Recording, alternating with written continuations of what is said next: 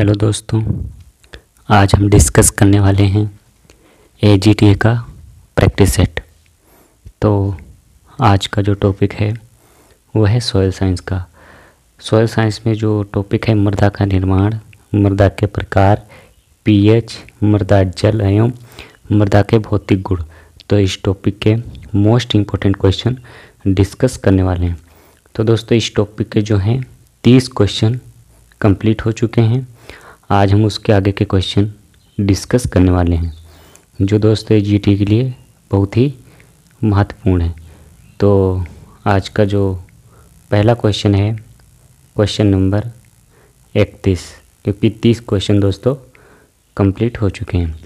Question है कि निम्नलिखित में से कौन सा एक रोगाणुरोधक के साथ जानवरों में संक्रमणों के कुल प्रकारों के उपचारित करने के लिए उपयुक्त होता है। तो इसका जो राइट आंसर है ऑप्शन डी, बोरिक अम्ल। अगला क्वेश्चन है क्वेश्चन नंबर 32। क्वेश्चन नंबर 32 है कि प्रोटीन किस से बने जटिल जैविक यौगिक हैं। तो इसका जो राइट आंसर है ऑप्शन बी, अमीनो अम्ल। देखते हैं इसका जो डिस्क्रिप्शन है कि प्रोटीन अमीनो अम्ल से बने जटिल जैविक यौगिक हैं। अमीनो अम्ल पेप्टाइड बंध द्वारा आपस में जुड़े होते हैं। अमीनो अम्ल किस बंध के द्वारा जुड़े होते हैं? पेप्टाइड के द्वारा जुड़े होते हैं। अगला क्वेश्चन है क्वेश्चन नंबर 33 कि वह जीवाणु जो लेग्यूम के मूल की गांठों में स्थित होने के बाद नाइट्रोजन का स्थिरीकरण करता है। तो इसका जो राइट आंसर है ऑप्शन डी, राइजोबियम। देखते हैं इसका जो डिस्क्रिप्शन है कि राइजोबियम जीवाणु दलहनी फसलों के जड़ों की गांठों में स्थित रहता है तथा वातावरण की स्वतंत्र नाइट्रोजन का स्थिरीकरण करता है, जो औसतन 50 से 60 किलोग्राम नाइट्रोजन प्रति हेक्टेयर का योगदान करती है। यानी कि 1 हेक्टेयर में लगभग 50 से 60 किलोग्राम नाइट्रोजन का स्थिरीकरण करती है। अगला क्वेश्चन है क्वेश्चन नंबर 34 कि अम्लीय सल्फेट मृदा पर उगाई गई फसल के कारण पीड़ित होती है। यानी कि किस कारण पीड़ित होती है। तो इसका जो राइट आंसर है ऑप्शन सी, एल्यूमिनियम विषाक्तता के कारण जो है पीड़ित होती है। अगला क्वेश्चन है क्वेश्चन नंबर 35। क्वेश्चन नंबर 35 है कि मृदा की जलीय चालकता के साथ बदलती है। यानी किसके साथ बदलती है? किसके साथ बदलती है? तो इसका जो राइट आंसर है ऑप्शन ए, गैस की छिद्रता के साथ बदलती है। अगला क्वेश्चन है क्वेश्चन नंबर 36। क्वेश्चन नंबर 36 है कि 80 से 100% रेत, 0.10% गाद और 0 से 10% मृतिका से बनी मृदा सामान्यतः किसके नाम से जानी जाती है? तो इसका जो राइट आंसर है ऑप्शन ए, बलुई मृदा के नाम से जानी जाती हैं। देखते हैं इसका डिस्क्रिप्शन मोस्ट इम्पोर्टेंट है कि कणाकार वर्ग, फिर है बालू, सिल्ट, मृतिका। यानी कि किस मृदा में कितने % बालू होती है, कितने % सिल्ट होती है, कितने % मृतिका होती है। तो पहली है मृदा बलुई मृदा। बलुई मृदा में जो बालू की मात्रा है 80 से 100%, सिल्ट 0 से 15 और मृतिका 0 से 10%। फिर है बलुई दोमट मृदा, जिसमें जो बालू की मात्रा है 50 से 80% होती है और सिल्ट की मात्रा जो है 0 से 50, यानी कि हो भी सकती है और नहीं भी हो सकती है। हो सकती है तो 50%, नहीं हो सकती है तो 0%। और जो मृतिका है वह है 0 से 20% तक हो सकती है। अगली जो मृदा है वह है दोमट मृदा। दोमट मृदा में जो बालू की मात्रा है 30 से 50% और जो सिल्ट की मात्रा है वो है 30 से 50% और जो मृतिका की जो मात्रा है 0 से 20% होती है। अगली जो मृदा है वो है क्ले दोमट। क्ले दोमट में जो बालू होती है 20 से 45%, जो सिल्ट है 15 से 35%, और जो मृतिका है 25 से 40% होती है। अगली जो मृदा है वो क्ले।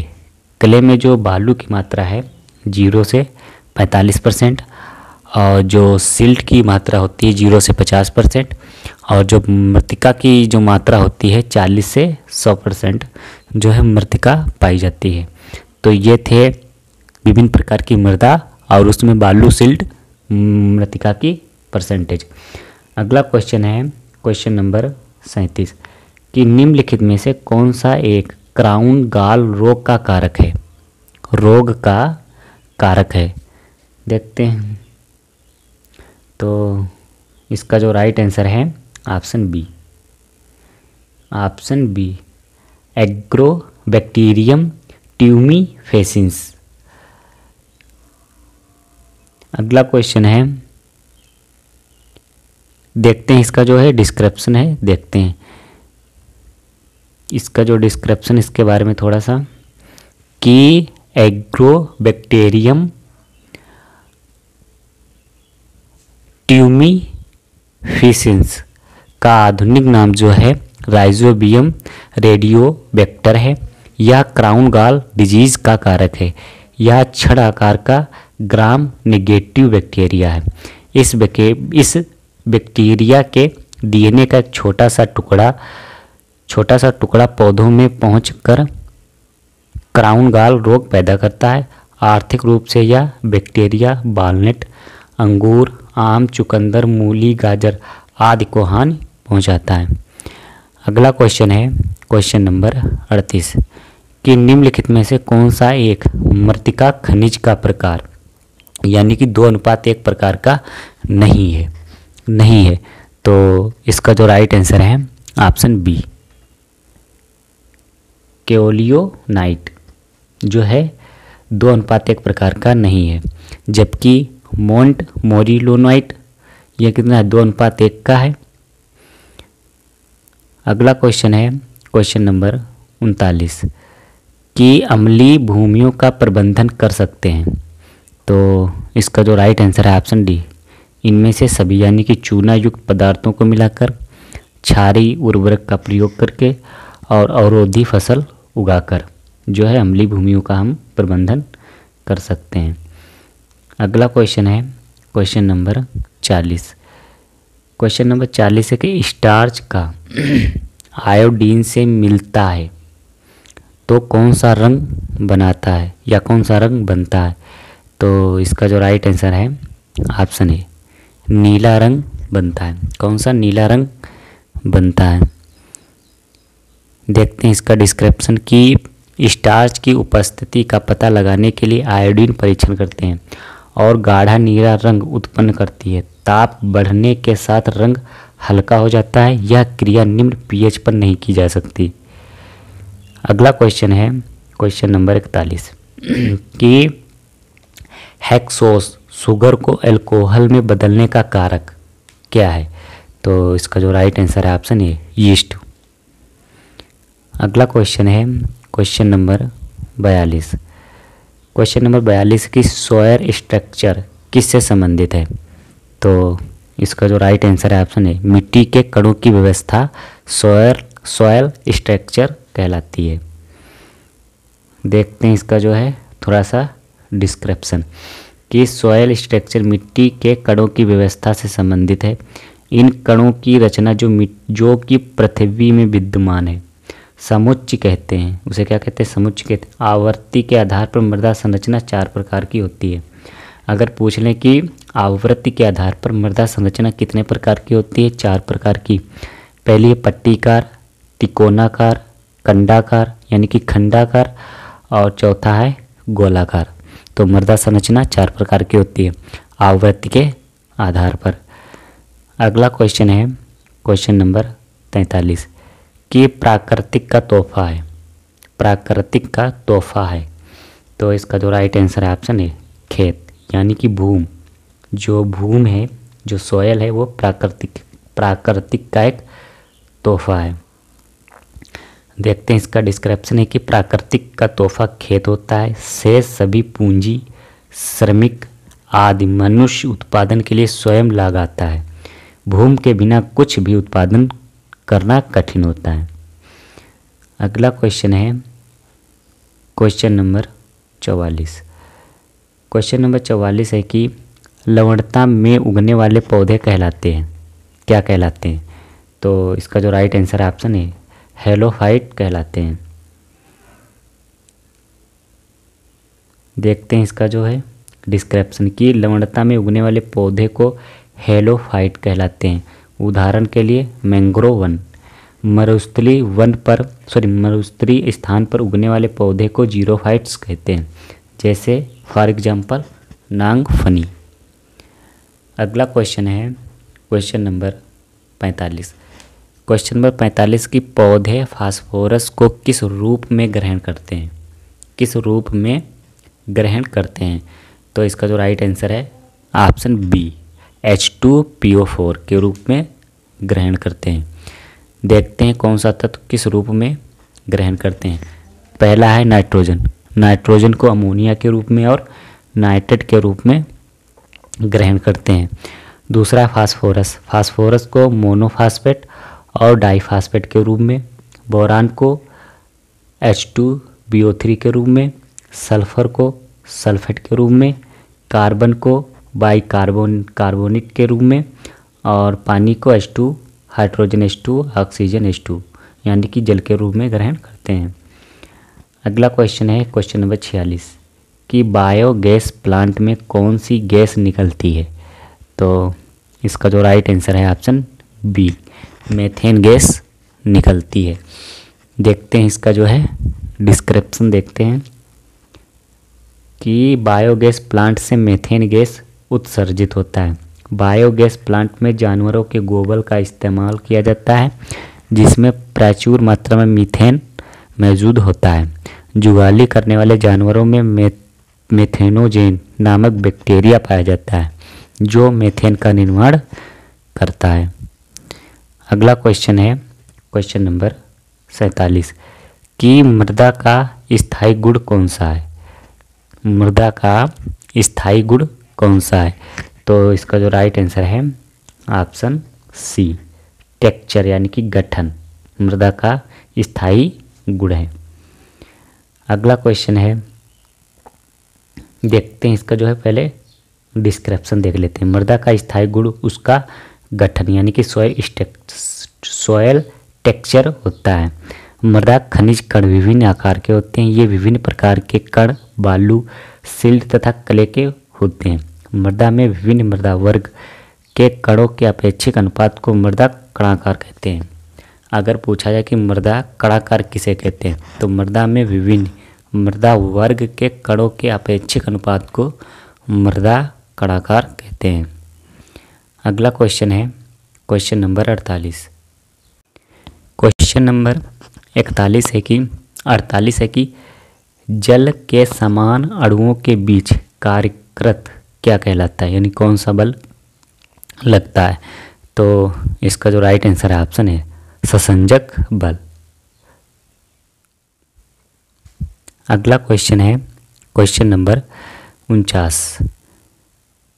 क्वेश्चन नंबर 49 है कि पूर्ण रूप से अवशेषित बैटरी का अपेक्षिक घनत्व कितना होता है? तो इसका जो राइट आंसर ऑप्शन सी 1.28। अगला क्वेश्चन है क्वेश्चन नंबर 50 कि 0.2 कैलोरी प्रति ग्राम ऊष्मा किस प्रकार की मृदा की होती है?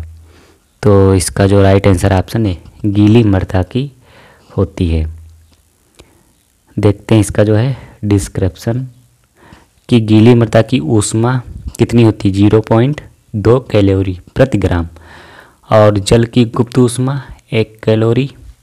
शुष्क मृदा में 0.1 कैलोरी प्रति ग्राम। मृदा में गुप्त ऊष्मा पानी की मात्रा बढ़ने से बढ़ती है। जो मृदा है यानी कि जो सॉयल है उसमें गुप्त ऊष्मा कब बढ़ती है? पानी की मात्रा बढ़ने से बढ़ती है। अगला क्वेश्चन है क्वेश्चन नंबर 51। पानी में किसी पदार्थ के घुलने से कौन से आयन उत्पन्न होते हैं? तो इसका जो राइट आंसर है ऑप्शन ए H+।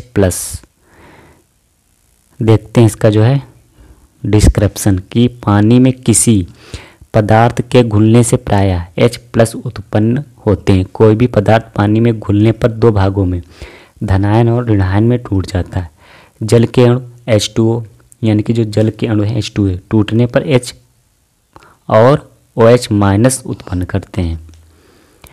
अगला क्वेश्चन है क्वेश्चन नंबर 52। क्वेश्चन नंबर 52 है कि निम्नलिखित कथनों में से कौन सा कथन सत्य नहीं है? तो पहला है मृदा उर्वरता का परीक्षण रासायनिक विधियों द्वारा किया जाता है, बिल्कुल सही है। दूसरा है मृदा उत्पादकता का परीक्षण रासायनिक विधियों द्वारा किया जाता है, गलत। तीसरा है उर्वर मृदा का उत्पादक होना आवश्यक नहीं होता है, बिल्कुल सही। उत्पादक मृदा का उर्वर होना आवश्यक होता है, ये भी सही है। तो इसमें कौन सा कथन असत्य है? Option B. अगला क्वेश्चन है क्वेश्चन नंबर 53। क्वेश्चन नंबर 53 है कि सूक्ष्म जीव को अधिकतम तापमान पर जीवित रह सकते हैं, तो उसे क्या कहते हैं? तो इसका जो राइट आंसर है ऑप्शन बी थर्मोफिल्स। देखते हैं इसका जो है डिस्क्रिप्शन। ऐसे सूक्ष्म जीव जो अधिक तापमान पर वृद्धि और विकास करते हैं, ऐसे जीवों को थर्मोफिल्स कहते हैं। ये सूक्ष्म जीव प्रायः 45 से 60 डिग्री सेल्सियस तापमान के मध्य वृद्धि करते हैं। अगला क्वेश्चन है क्वेश्चन नंबर 54 कि जीवाणुभोजी विषाणु होते हैं कौन? तो इसका जो राइट आंसर है ऑप्शन बी जीवाणु विषाणु।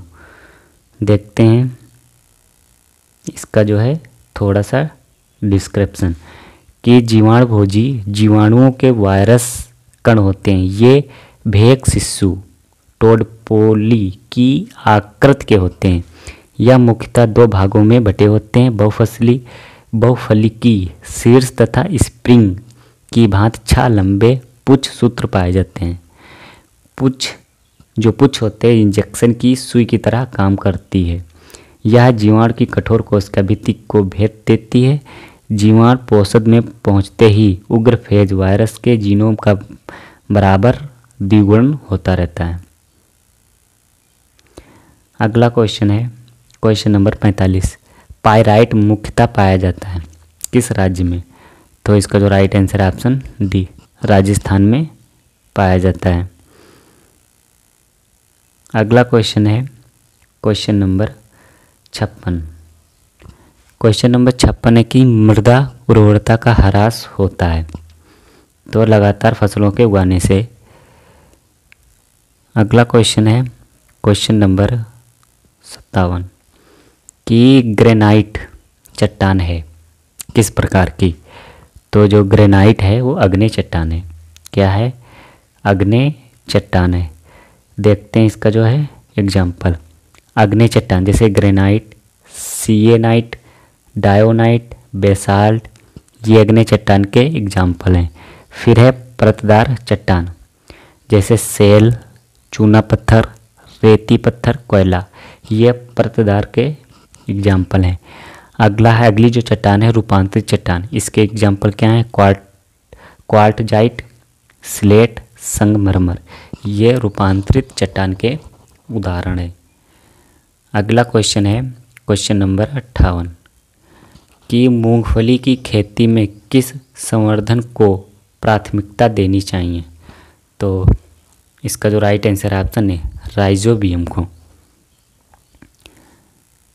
देखते हैं इसका जो है थोड़ा सा डिस्क्रिप्शन कि मूंगफली एक लेग्यूमिनेसी कुल की फसल है। इसके जड़ों में राइजोबियम सहजीवी के रूप में रहता है जो वातावरण की नाइट्रोजन को मृदा में उपलब्ध कराता है। अतः मूंगफली में राइजोबियम संवर्धन करने से उसके जड़ों में उनकी संख्या बढ़ जाती है। अगला क्वेश्चन है क्वेश्चन नंबर 59। थर्मोफिलिक जीवाणुओं की वृद्धि किस तापमान पर अधिक होती है? तो इसका जो राइट आंसर ऑप्शन डी, 50 से 60 डिग्री सेल्सियस तापमान पर अधिक वृद्धि होती है। देखते हैं इसका भी डिस्क्रिप्शन की। ऐसे जीवाणु जो उच्च तापमान पर वृद्धि करते हैं उन्हें थर्मोफिलिक जीवाणु कहते हैं। ये जीवाणु प्रायः 50 से 60 डिग्री सेल्सियस तापमान पर वृद्धि करते हैं। अगला क्वेश्चन है क्वेश्चन नंबर 60, जैव उर्वरक है। तो इसका जो राइट आंसर ऑप्शन बी, सूक्ष्म जीवों का कल्चर जैव उर्वरक कहलाता है। अगला क्वेश्चन है क्वेश्चन नंबर 61। क्वेश्चन नंबर 61 है, खेती की जाने वाली अधिकतर फसलों के लिए उचित तापक्रम होता है कितना? तो इसका जो राइट आंसर ऑप्शन बी, 15 से 40 डिग्री सेल्सियस तापमान। देखते हैं इसका भी जो है डिस्क्रिप्शन। खेती की जाने वाली अधिकतर फसलों के लिए उचित तापक्रम कितना होना चाहिए? 15 से 40 डिग्री सेल्सियस तापमान। खरीफ फसलों के लिए खरीफ 15 से 45 और रबी फसलों के लिए 3 से 37 डिग्री सेल्सियस तापमान की आवश्यकता होती है। अगला क्वेश्चन है क्वेश्चन नंबर 62, फसलों को उगाने में कौन पीएच योग्य नहीं है? तो इसका जो राइट आंसर ऑप्शन डी, आलू के लिए जो पीएच है 4.5 से 6.5, ये गलत है।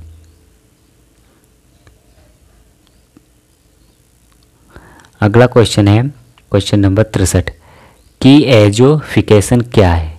एजोफिकेशन क्या है? तो इसका जो राइट आंसर ऑप्शन सी, यह राइजोबियम बैक्टीरिया द्वारा नाइट्रोजन स्थिरीकृत के रूप में भी जाना जाता है। तो इसका जो राइट आंसर ऑप्शन सी। अगला क्वेश्चन है क्वेश्चन नंबर 64 कि निछालन के द्वारा नाइट्रोजन की हानि सबसे अधिक किस रूप में होती है? तो इसका जो right answer option B, nitrate के रूप में सबसे अधिक हानि होती है।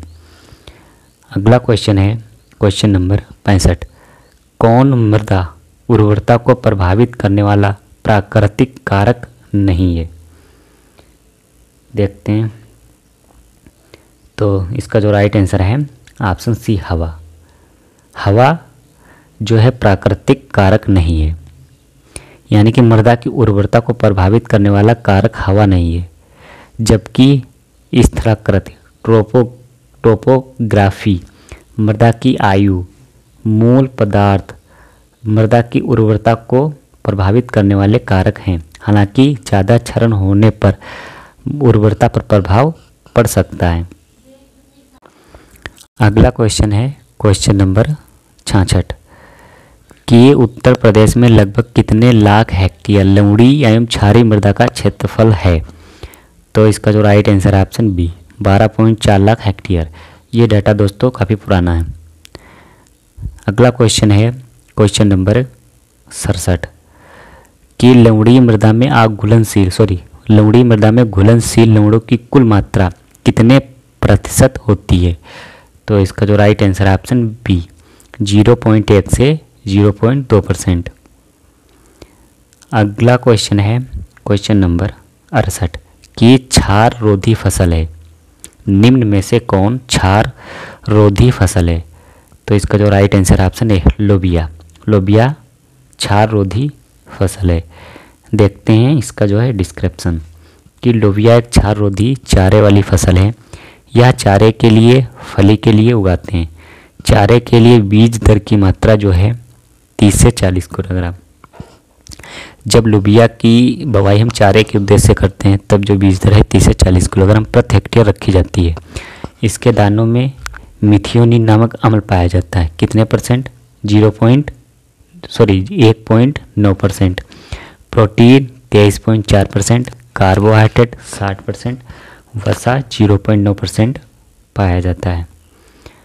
अगला क्वेश्चन है क्वेश्चन नंबर 69 कौन सी मृदा किस्म अधिकतम क्षेत्र क्षमता रखती है? तो इसका जो राइट आंसर ऑप्शन डी, मटियार। देखते हैं कौन सी मृदा कितने क्षेत्र क्षमता रखती है। तो पहली है मटियार 22.6%, मटियार दोमट 21.5%, चिकनी दोमट 19.6%, दोमट 18.1%। अगला क्वेश्चन है क्वेश्चन नंबर 70 कि एक समय में बीज एवं खाद की बुवाई एक साथ करने वाला यंत्र है कौन सा? तो इसका जो राइट आंसर है ऑप्शन डी, फल्टिकम सीड ड्रिल।